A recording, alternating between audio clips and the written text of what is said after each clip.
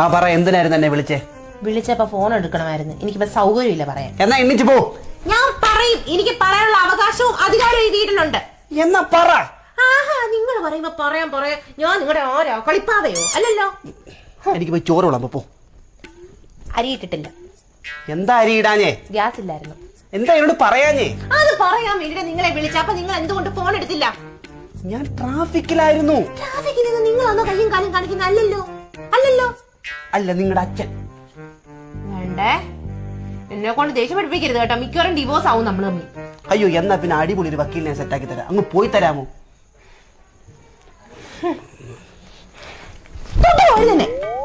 നിന്നെ ആര് തൊട്ട്? റിമോട്ട് ഇങ്ങോട്ട് താ.